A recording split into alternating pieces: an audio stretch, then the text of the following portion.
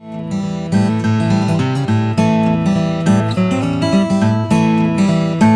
Colorado State Fair campers, Sarah and Karina here in Cam's classroom. Today we're going to take some time to teach you about farming in a glove and how to make a living seed necklace. Depending on the materials you have at home, feel free to make one or both of these projects as we go along.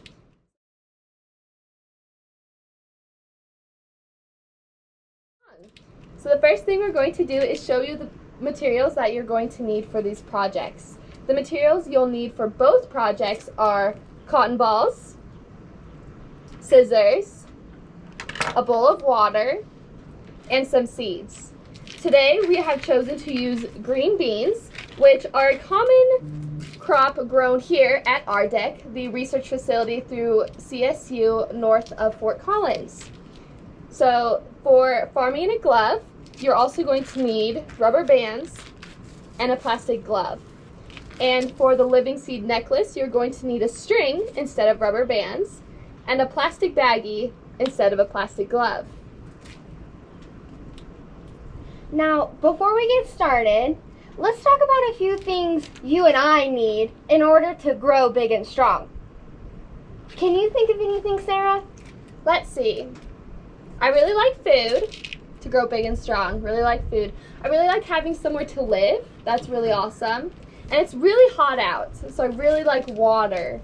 That's really awesome too. Exactly. Just like you need those things, so do seeds.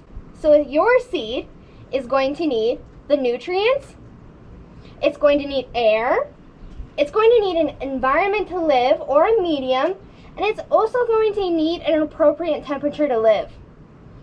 So, for this specific project, we're going to use our baggies for a safe place to live.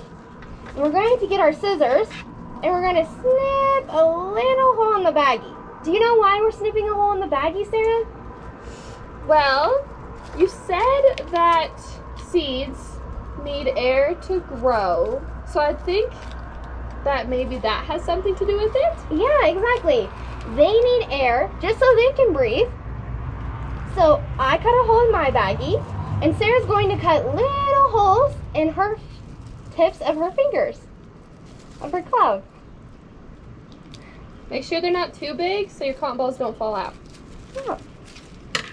So our cotton ball is also going to act as a medium for our seed. It's going to keep the seed safe, but it's also going to provide it with nutrients from when we stick it in water and provide it with water.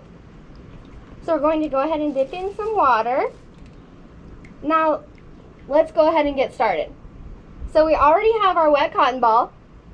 I like to make a little taco with mine. So it has a little shell. And then I'm just going to stick my bean seed inside the taco, just like this.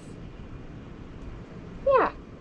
Now that the seed is in our cotton ball, we're going to go ahead and stick it in the medium, which is the baggie or your plastic glove.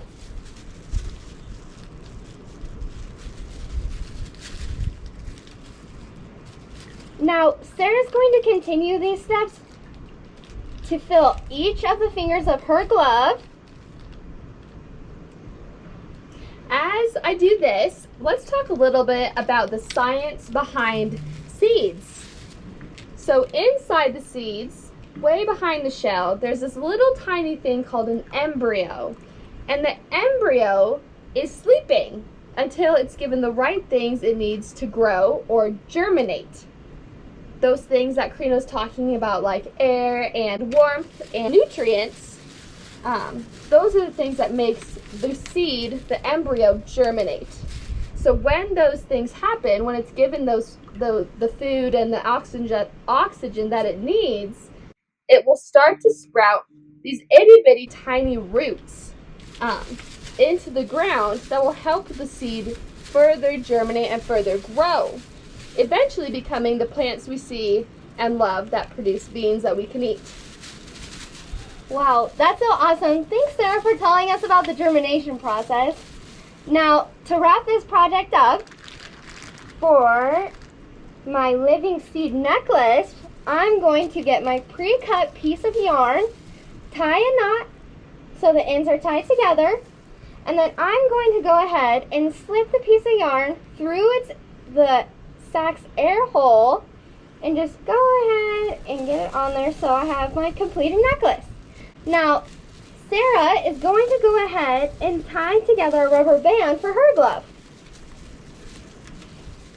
And in about a week, you should start to see some little roots grow out of your seeds. When that happens, refer to your guide that will teach you how to plant your seeds outside where they'll hopefully grow into a big, healthy plant. Thanks so much for tuning in and learning all about the germination process with us. Don't forget to take a few photos for your Junior State Fair Ambassador application. Karina, I cannot wait to become a Junior State Fair Ambassador. I am so excited. Me too. We'll see you next time at Camp's Classroom.